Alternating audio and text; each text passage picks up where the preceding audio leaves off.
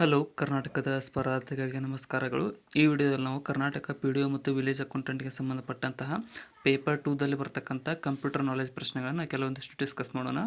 ಅದಕ್ಕೋಸ್ಕರ ಹೊಸ್ತಾ ಬಂದಿರೋರು ಚಾನಲ್ಗೆ ಸಬ್ಸ್ಕ್ರೈಬ್ ಮಾಡಿಕೊಡ್ರಿ ಮತ್ತು ಕೊನೆವರೆಗೂ ನೋಡಿ. ಕ್ವಶನ್ಸ್ ತುಂಬ ಇಂಪಾರ್ಟೆಂಟ್ ಮತ್ತು ರಿಪೀಟ್ ಆಗೋ ಚಾನ್ಸಸ್ ತುಂಬ ಇರುತ್ತೆ. ಮೊದಲನೇ ಪ್ರಶ್ನೆ, ಸ್ಲೈಡ್ ಲೇಔಟ್ನಲ್ಲಿ ಯಾವುದೊಂದು ಅಸ್ತಿತ್ವದಲ್ಲಿ ಇರುವುದಿಲ್ಲ ಅಂತ ಕೇಳಿದ್ದಾರೆ. ಸೊ ಸ್ಲೈಡ್ ಏನು ಲೇಔಟ್ ಇರುತ್ತಲ್ಲ ಅದರಲ್ಲಿ ಕೆಳಗಿನವುಗಳಲ್ಲಿ ಯಾವುದು ಇರುವುದಿಲ್ಲ ಅಂತಂದರೆ ಆ್ಯನಿಮೇಷನ್ ಅನ್ನುವಂಥದ್ದು ಕಂಡುಬರುವುದಿಲ್ಲ. ಇನ್ನು ಚಾರ್ಟ್ಸ್, ಟೈಟಲ್ಸ್ ಮತ್ತು ಪಿಕ್ಚರ್ಗಳು ಕಂಡುಬರುತ್ತವೆ.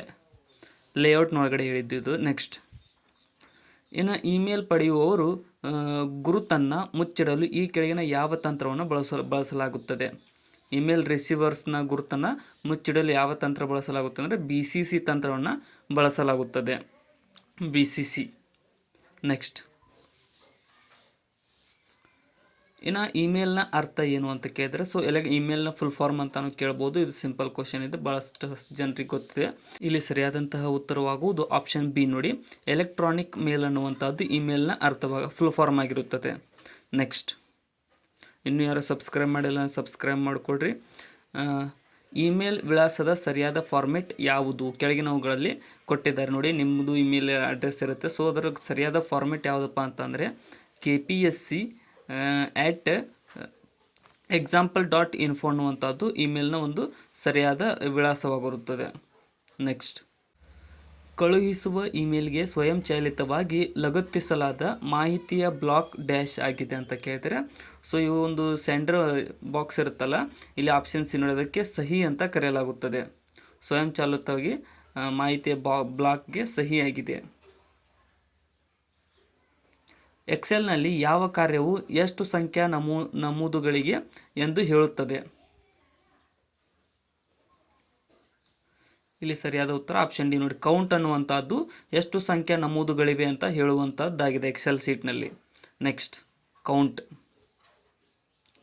ಕೆಳಗಿನವುಗಳಲ್ಲಿ ಯಾವುದು ವರ್ಡ್ ಪ್ರೊಸೆಸಿಂಗ್ ಸಾಫ್ಟ್ವೇರ್ ಪ್ಯಾಕೇಜ್ನ ಅತ್ಯಗತ್ಯ ಕಾರ್ಯವಲ್ಲ?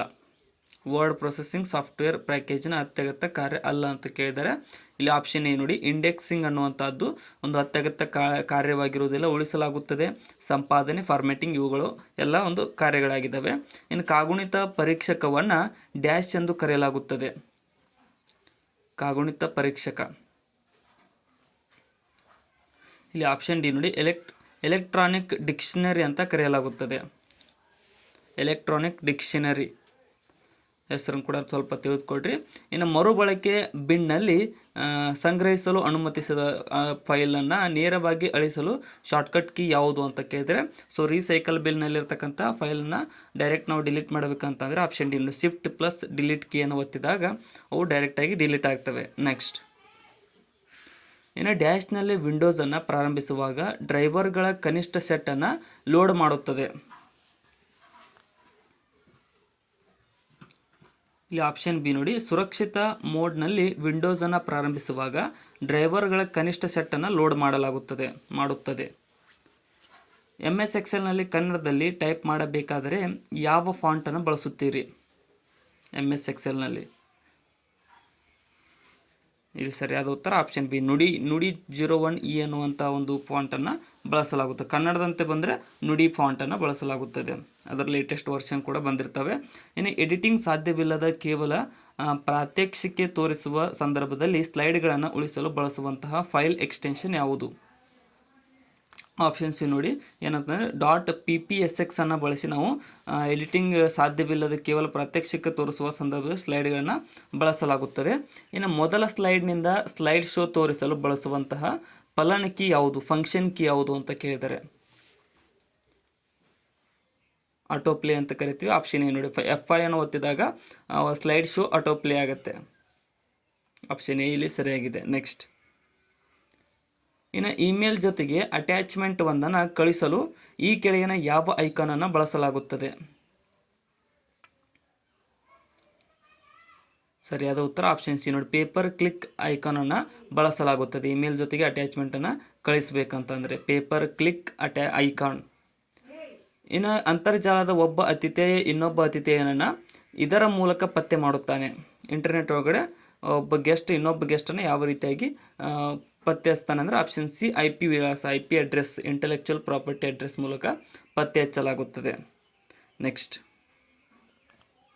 ಇನ್ನು ಒಂದು ದೂರದ ಕಂಪ್ಯೂಟರ್ನಿಂದ ಸ್ಥಳೀಯ ಕಂಪ್ಯೂಟರ್ ಒಂದಕ್ಕೆ ಮಾಹಿತಿಯನ್ನು ನಕಲು ಮಾಡಿಕೊಳ್ಳುವ ಪ್ರಕ್ರಿಯೆಗೆ ಏನೆಂದು ಹೆಸರಿದೆ? ಇಲ್ಲಿ ಆಪ್ಷನ್ ಎ ಡೌನ್ಲೋಡಿಂಗ್ ಅಂತ ಕರೆಯಲಾಗುತ್ತದೆ. ಡೌನ್ಲೋಡಿಂಗ್ ಮಾಡ್ತೀವಲ್ಲ, ನಕಲು.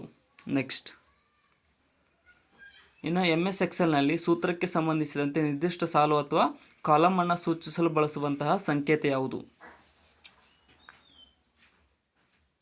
ಇಲ್ಲಿ ಆಪ್ಷನ್ ಡಿ ನೋಡಿ, ಆ ಸಂಕೇತವನ್ನು ಬಳಸಲಾಗುತ್ತದೆ ನಿರ್ದಿಷ್ಟ ಸಾಲು ಅಥವಾ ಕಾಲಮನ್ನು ಸೂಚಿಸುವ ಸಲುವಾಗಿ MS ಎಕ್ಸೆಲ್ನಲ್ಲಿ. ಇನ್ನು MS ಎಕ್ಸೆಲ್ನಲ್ಲಿ ಒಂದು ಸಂಖ್ಯೆಯನ್ನು ಇನ್ನೊಂದು ಸಂಖ್ಯೆಯಿಂದ ಭಾಗಿಸಿದ ಮೇಲೆ ಉಳಿಸುವ ಶೇಷ ಸಂಖ್ಯೆಯನ್ನು ಹಿಂತಿರುಗಿಸಲು ಈ ಕೆಳಗಿನ ಫಲನದ ಅವಶ್ಯಕವಿದೆ. ಆಪ್ಷನ್ ಬಿ ನೋಡಿ, ಮೋಡ್ ಅನ್ನುವಂತಹ ಫಲನದ ಅವಶ್ಯಕವಿರುತ್ತದೆ ಶೇಷ ಸಂಖ್ಯೆಯನ್ನು ಹಿಂತಿರುಗಿಸಲು.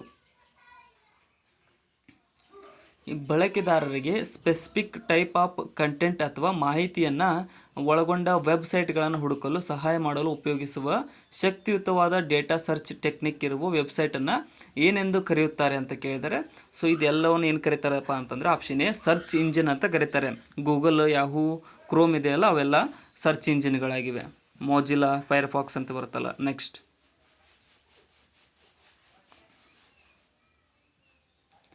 ಯೂನಿಫಾರ್ಮ್ ರಿಸೋರ್ಸ್ ಲೊಕೇಟರ್ UBL ಅಂತ ಕರಿತೀವಲ್ಲ, URL ಆಗಬೇಕದು. URL ಅನ್ನು ಹೀಗೂ ಕರೆಯುತ್ತಾರೆ. UBL ಅಲ್ಲದು URL. ಇಲ್ಲ ಆಪ್ಷನ್ ಏನು ನೋಡಿ, ವೆಬ್ ಅಡ್ರೆಸ್ ಅಂತ ಕೂಡ ಕರೆಯಲಾಗುತ್ತದೆ. ಲಿಂಕ್ ಅಂತ ಏನು ಕರಿತೀವಲ್ಲ ಅದು. ನೆಕ್ಸ್ಟ್,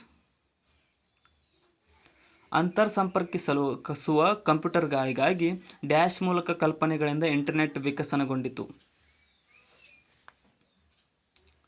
ಇಲ್ಲಿ ಆಪ್ಷನ್ ಬಿ ನೋಡಿ, ARPANET ಮೂಲಕ ಈ ಒಂದು ಇಂಟರ್ನೆಲ್ ಕನೆಕ್ಟ್ ಮಾಡುವಂಥ ಕಂಪ್ಯೂಟರ್ಗಳಿಗಾಗಿ ಕಲ್ಪನೆಯಿಂದ ಇಂಟರ್ನೆಟನ್ನು ವಿಕಸನ ಮಾಡಲಾಗಿದೆ.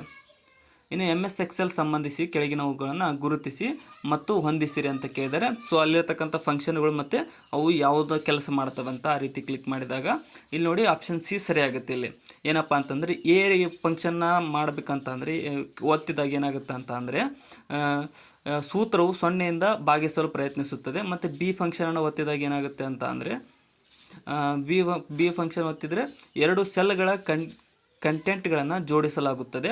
ಇನ್ನು #ವ್ಯಾಲ್ಯೂ ಅಂತ ಒತ್ತಿದಾಗ ಏನಾಗುತ್ತೆಪ್ಪ ಅಂತಂದರೆ ಸೂತ್ರವು ಒಂದು ತಪ್ಪಾದ ಅಥವಾ ಅಪೆಂಡೆಂಟ್ ಒಳಗೊಳ್ಳುತ್ತದೆ. ಮತ್ತು 4ನೇದು ಒತ್ತಿದಾಗ 2 ಸೆಲ್ಗಳನ್ನು ಸಮಾನತೆಗೆ ಹೋಲಿಸಲಾಗುತ್ತದೆ. ಸೊ ಪಾಸ್ ಮಾಡ್ಕೊಂಡು ಆ ಕ್ವಶನ್ನ ಇನ್ನೊಂದ್ಸಲ ನೋಡ್ಕೊಡ್ರಿ. MS ಎಕ್ಸೆಲ್ಗೆ ಸಂಬಂಧಿಸಿದಂತೆ ಈ ಕೆಳಗಿನ ಹೇಳಿಕೆಗಳಲ್ಲಿ ತಪ್ಪಾದ ಆಯ್ಕೆಯನ್ನು ಗುರುತಿಸಿರಿ. ತಪ್ಪಾದದ್ದು ಇಲ್ಲಿ ಆಪ್ಷನ್ ಸಿ, ಮೇಲಿನ ಎಡ್ಸೆಲ್ ಹಾಗೂ ಕೆಳಗಿನ ಬಲಸೆಲ್ ವಿಳಾಸಗಳನ್ನು ಒಂದು ಸಂಕಲನ ಸಂಕೇತದಿಂದ ಬೇರ್ಪಡಿಸೋ ರೇಂಜನ್ನು ಬಳಸಲಾಗುತ್ತೆ. ಆಪ್ಷನ್ ಸಿ ಅಲ್ಲಿ ತಪ್ಪಾಗಿದೆ, ಅದನ್ನು ಕೂಡ ಪಾಸ್ ಮಾಡ್ಕೊಂಡು ನೋಡ್ಕೊಡ್ರಿ. ಮಾಡೆಮ್ನ ಫುಲ್ ಫಾರ್ಮ್ ಏನು ಅಂತ ಕೇಳಿದ್ದಾರೆ. ಮಾಡೆಮ್ನ ಫುಲ್ ಫಾರ್ಮ್ ಇಲ್ಲಿ ಆಪ್ಷನ್ ಬಿ ನೋಡಿ, ಮಾಡ್ಯುಲೇಟರ್ ಮತ್ತು ಡಿಮಾಡ್ಯುಲೇಟರ್ಗೆ ಮಾಡೆಮ್ನ ಫುಲ್ ಫಾರ್ಮ್ ಅಂತ ಕರೀತಾರೆ. ಸೊ ಈ ವಿಡಿಯೋದಲ್ಲಿ ಕೆಲವೊಂದಿಷ್ಟು ಪ್ರಶ್ನೆಗಳಿಗೆ ಸಮಯ ಕಡಿಮೆ ತೊಗೊಂಡಿದ್ದೀನಿ, ಅದನ್ನು ನೀವು ಪಾಸ್ ಮಾಡ್ಕೊಂಡು ನೋಡ್ಕೊಡ್ರಿ, ಯಾಕಂತಂದರೆ ಇಂಪಾರ್ಟೆಂಟ್ ಆಗಿರ್ತವೆ. ಇನ್ನು ಕಂಪ್ಯೂಟರ್ನ ಮೆಮೊರಿಗೆ ಸಂಬಂಧಿಸಿದ ಆರೋಹಣ ಕ್ರಮದಲ್ಲಿರುವ ಆಯ್ಕೆಯನ್ನು ಗುರುತಿಸಿ. ನೋಡಿ ಆಪ್ಷನ್ ಡಿ ಸರಿಯಾಗುತ್ತೆ. ಕಿಲೋಬೈಟ್, ಅದಕ್ಕಿಂತ ಜಾಸ್ತಿ ಮೆಗಾಬೈಟ್, ಗಿಗಾಬೈಟ್, ಕೊನೆಗೆ ಟೆರಾಬೈಟ್. ಆಪ್ಷನ್ ಡಿ ಇಲ್ಲಿ ಸರಿಯಾದ ಉತ್ತರವಾಗುತ್ತೆ. ನೆಕ್ಸ್ಟ್, MS ವರ್ಡ್ನಲ್ಲಿ ಕೋಷ್ಟಕವೊಂದನ್ನು ರಚಿಸಲು ಈ ಕೆಳಗಿನ ಯಾವ ಸರಣಿ ಸೂಕ್ತವಾಗಿದೆ ಅಂತ ಕೇಳಿದರೆ, ಸೊ MS ವರ್ಡ್ನಲ್ಲಿ ಕೋಷ್ಟಕವೊಂದನ್ನು ರಚಿಸಬೇಕಂತ ಅಂದರೆ ಕೆಳಗಿನವುಗಳಲ್ಲಿ option D select, insert, table ಮತ್ತು ಡ್ರಾ ಟೇಬಲ್ ಅನ್ನೋದನ್ನು ಬಳಸಲು ಸೂಕ್ತವಾಗಿರುತ್ತದೆ. ನೆಕ್ಸ್ಟ್, ಇನ್ನು MS ವರ್ಡ್ ಡಾಕ್ಯುಮೆಂಟ್ ಒಂದನ್ನು ಮುದ್ರಿಸಬೇಕಾದಲ್ಲಿ ಇರುವ ಶಾರ್ಟ್ಕಟ್ ಕೀ ಯಾವುದು?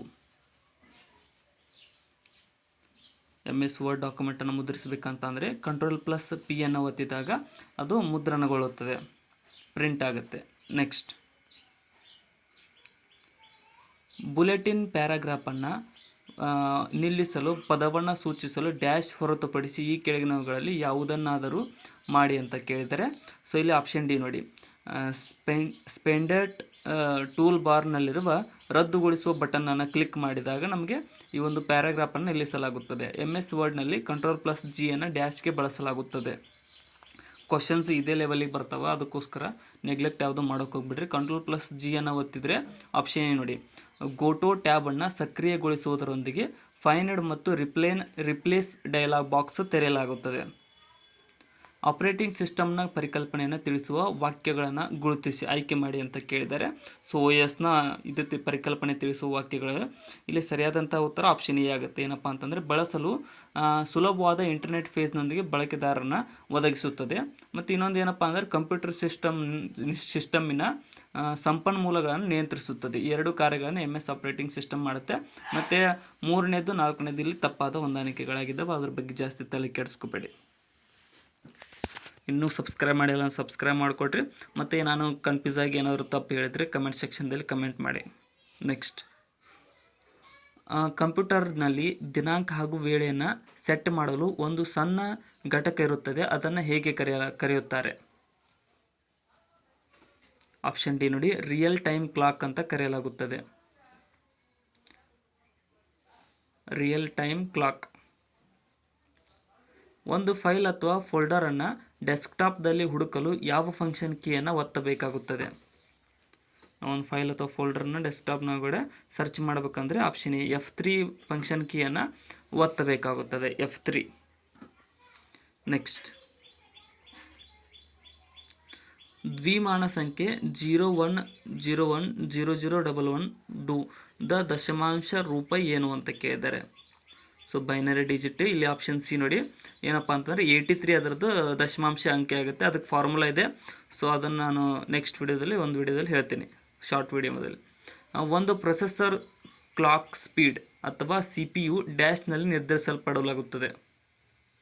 ನಿರ್ದಿಷ್ಟಪಡಿಸಲಾಗಿದೆ. ಇಲ್ಲಿ ಸರಿಯಾದಂತಹ ಉತ್ತರವಾಗೋದು ಆಪ್ಷನ್ ಬಿ ನೋಡಿ, ಗಿಗಾಹರ್ಡ್ಸ್ನಲ್ಲಿ ಒಂದು ಪ್ರೊಸೆಸರ್ನ ಕ್ಲಾಕ್ ಸ್ಪೀಡನ್ನು ನಿರ್ದಿಷ್ಟಪಡಿಸಲಾಗುತ್ತದೆ, ಗಿಗಾಹರ್ಡ್ಸ್. ನೆಕ್ಸ್ಟ್, ಇನ್ನು ಡ್ಯಾಶನ್ನು RAM ರ್ಯಾಂಡಮ್ ಆಕ್ಸೆಸ್ ಮೆಮೊರಿ ಅಂತ ಕರೆಯುವರು ಅಂತ ಕೇಳಿದ್ದಾರೆ. ಸೊ ಅದು RAM ಅನ್ನುವಂಥದ್ದು ಒಂದು ಸರಿಯಾದ ಉತ್ತರವಾಗುವುದಿಲ್ಲ. ಆಪ್ಷನ್ ಡಿ ನೋಡಿ, ಇದೊಂದು ಟೆಂಪರರಿ ಮೆಮೊರಿ ಆಗಿದೆ, ಕ್ಯಾಚ್ ಮೆಮೊರಿ ಅಂತ ಕೂಡ ಕರಿಬೋದು, ಅದೊಂದು ಟೆಂಪರರಿ ಮೆಮೊರಿ. ನೆಕ್ಸ್ಟ್, ನಿರ್ವಹಿಸುವುದು ಎಂಬುದನ್ನು ನಿರ್ದಿಷ್ಟ ಗುಂಪು ಇರುವ ಗಣಕಯಂತ್ರವು ತಿಳಿಸುತ್ತದೆ. ನಿರ್ವಹಿಸುವುದು ಎಂಬುದನ್ನು ಯಾವುದು ತಿಳಿಸುತ್ತದೆ ಅಂತ ಅಂದರೆ ಆಪ್ಷನ್ ಏನು ನೋಡಿ, ಸಾಫ್ಟ್ವೇರ್ ಮೂಲಕ ಈ ಒಂದು ನಿರ್ವಹಿಸುವುದು ಎಂಬುದನ್ನು ನಿರ್ದಿಷ್ಟ ಗುಂಪು ಸಾಫ್ಟ್ವೇರ್ ಮೂಲಕ ತಿಳಿಸಲಾಗುತ್ತದೆ. ನೆಕ್ಸ್ಟ್, ಒಂದು ಕಂಪ್ಯೂಟರ್ ಪ್ರೋಗ್ರಾಮ್ನ ನುಡಿಯನ್ನು ಡ್ಯಾಶ್ ಲಿಪಿಯಲ್ಲಿ ಬೆರಳಚ್ಚು ಮಾಡಲಾಗುವುದು ಅಂತ ಕೇಳಿದ್ದಾರೆ. ಸೊ ಯಾವುದೋ ಒಂದು ಪ್ರೋಗ್ರಾಮ್ನ ನುಡಿಯನ್ನು ಯಾವುದರಲ್ಲಿ ಅಂತ ಅಂದರೆ ಕನ್ನಡ ನುಡಿ ಅಂತ ಬಂದರೆ ನಮ್ಮ ಕನ್ನಡದಲ್ಲಿ ಬೆರಳಚ್ಚು ಮಾಡಲಾಗುತ್ತದೆ. ನೆಕ್ಸ್ಟ್ ಕ್ವಶನ್, ಕರ್ನಾಟಕ ಎಂದು ನುಡಿ ತಂತ್ರಾಂಶದಲ್ಲಿ ಟೈಪ್ ಮಾಡಲು ಸಂಯೋಜನೆ ಕೀಗಳನ್ನು ಒತ್ತಬೇಕು ಅಂತ ಕೇಳಿದರೆ. ಸೊ ಕರ್ನಾಟಕ ಅಂತ ಟೈಪ್ ಮಾಡಬೇಕಂದ್ರೆ ಯಾವ ಕೀಗಳನ್ನು ಒತ್ತಬೇಕು ಆಪ್ಷನ್ಗಳಲ್ಲಿ ಅಂತಂದರೆ ಆಪ್ಷನ್ ಎ ಕೀಯನ್ನು ಒತ್ತಬೇಕಾಗುತ್ತೆ. ನೀವೇ ನೋಡ್ಕೊಡ್ರಿ, ಯಾಕಂತಂದ್ರೆ ನಾನು ಹೇಳಿದ್ರೆ ಸರಿಯಾಗಲ್ಲ ಅದು. ನೆಕ್ಸ್ಟ್, ಇನ್ನು ಸ್ಲೈಡ್ ಎಕ್ಸಿಟ್ ಎಂದು ಎಂಟ್ರಿ ನಡುವೆ ಬಳಸಲಾಗುವ ಮೋಷನ್ ಪರಿಣಾಮಗಳನ್ನು ಡ್ಯಾಶ್ ಎಂದು ಕರೆಯುವರು. ಇಲ್ಲಿ ಆಪ್ಷನ್ ಬಿ ನೋಡಿ, ಸ್ಲೈಡ್ ಟ್ರಾನ್ಸಿಷನ್ ಅಂತ ಕರೆಯಲಾಗುತ್ತದೆ. ಸ್ಲೈಡ್ ಎಕ್ಸಿಟ್ ಮತ್ತು ಎಂಟ್ರಿಯ ನಡುವೆ ಬಳಸಲಾಗುವ ಮೋಷನ್ ಪರಿಣಾಮಗಳನ್ನು. ಟಾಸ್ಕ್ ಪೇನ್ನಲ್ಲಿ ಡ್ಯಾಶ್ ಪೇನ್ ಲಭ್ಯವಿಲ್ಲ ಅಂತ ಕೇಳಿದ್ದಾರೆ. ಇಲ್ಲಿ ಆಪ್ಷನ್ ಏನು ನೋಡಿ, ವರ್ಡ್ ಆರ್ಟ್ ಅನ್ನುವಂಥದ್ದು ಈ ಒಂದು ಟಾಸ್ಕ್ ಪೇನ್ನಲ್ಲಿ ಲಭ್ಯವಿರುವುದಿಲ್ಲ. Clip art, shut down, search ಎಲ್ಲ ಇರ್ತವೆ. ಇನ್ನು ಕೆಳಗಿನವುಗಳನ್ನು ಹೊಂದಿಸಿ ಮತ್ತು ಸರಿಯಾದ ಹೊಂದಾಣಿಕೆಯನ್ನು ಗುರುತಿಸಿರಿ. ನುಡಿನಲ್ಲಿ ಕೀಳಿಸಬಹುದಾದ ಅಕ್ಷರಗಳು ಅನುಗುಣವಾದ ಕನ್ನಡ ಅಕ್ಷರಗಳು ಅಂತ ಕೇಳಿದ್ದಾರೆ. ಸೊ ಇಲ್ಲಿ ಸರಿಯಾದ ಉತ್ತರ ಆಪ್ಷನ್ ಎ ನೋಡಿ, ಫಸ್ಟ್ ಸೆಕೆಂಡ್ ಆಪ್ಷನ್ ಎ ಇಲ್ಲಿ ಸರಿಯಾಗುತ್ತೆ. ಅನುಗುಣವಾದ ಕನ್ನಡದ ಅಕ್ಷರಗಳು ಅಂದರೆ ಕೀಲಿಸಬಹುದಾದ ಆಪ್ಷನ್ ಎ ಇಲ್ಲಿ ಸರಿಯಾಗಿದೆ. ನೆಕ್ಸ್ಟ್,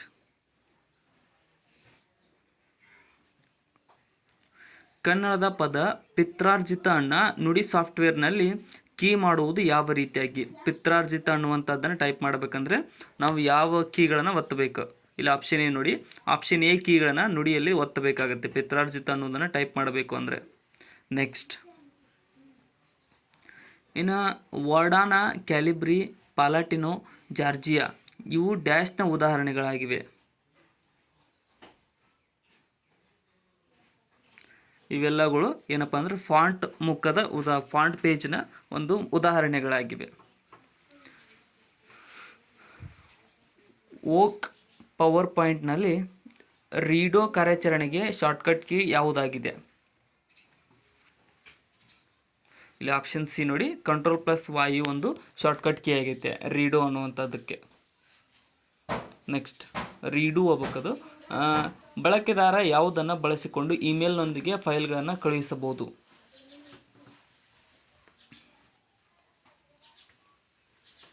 ಇಲ್ಲಿ ಆಪ್ಷನ್ ಎ ನೋಡಿ, ಲಘುತ್ತುಗಳನ್ನು ಬಳಸಿಕೊಂಡು ಬಳಕೆದಾರರು ಇಮೇಲ್ನೊಂದಿಗೆ ಫೈಲ್ಗಳನ್ನು ಕಳುಹಿಸಬಹುದಾಗಿದೆ. ಆಪ್ಷನ್ ಎ ಇಲ್ಲಿ ಸರಿಯಾಗಿದೆ. ನೆಕ್ಸ್ಟ್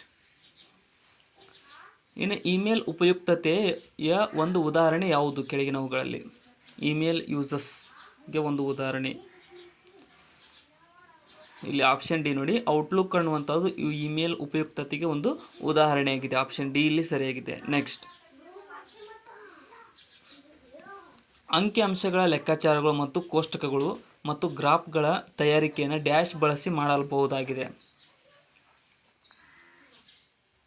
ಇಲ್ಲಿ ಆಪ್ಷನ್ ಡಿ ನೋಡಿ, ಎಕ್ಸೆಲ್ ಅನ್ನು ಬಳಸಿ ಅಂಕಿಅಂಶಗಳ ಲೆಕ್ಕಾಚಾರಗಳು ಮತ್ತು ಕೋಷ್ಟಕಗಳು ಮತ್ತು ಗ್ರಾಫ್ಗಳ ತಯಾರಿಕೆಯನ್ನು ಮಾಡಬಹುದಾಗಿದೆ. ಸೊ ಇಲ್ಲಿಗೆ ಇವತ್ತಿನ ನಮ್ಮ ಕಂಪ್ಯೂಟರ್ ನಾಲೆಜ್ ಪ್ರಶ್ನೆಗಳು ಮುಕ್ತಾಯಗೊಂಡಿದ್ದಾವೆ. ಕೊನೆವರೆಗೂ ನೋಡಿದ್ದಕ್ಕೆ ಎಲ್ಲರಿಗೂ ಧನ್ಯವಾದಗಳು. ಮತ್ತು ಹೊಸ ಬಂದಿರೋರು ಚಾನಲ್ಗೆ ಸಬ್ಸ್ಕ್ರೈಬ್ ಮಾಡಿಕೊಡ್ರಿ. ವಿಡಿಯೋನ ಆದಷ್ಟು ನಿಮ್ಮ ಫ್ರೆಂಡ್ಸ್ಗೆ ಶೇರ್ ಮಾಡಿ. ಏನಾದರೂ ತಪ್ಪು ಅನಿಸಿದರೆ ಕಮೆಂಟ್ ಸೆಕ್ಷನ್ದಲ್ಲಿ ಕಮೆಂಟ್ ಕೂಡ ಮಾಡಿ. ಮತ್ತು ಡಿಸ್ಕ್ರಿಪ್ಷನ್ದೊಳಗಡೆ ಇರ್ತಕ್ಕಂಥ ನಮ್ಮ ಚಾನಲ್ನ ಕೆಲವೊಂದಿಷ್ಟು ಲಿಂಕ್ಗಳನ್ನು ಕೂಡ ಫಾಲೋ ಮಾಡಿಕೊಡ್ರಿ.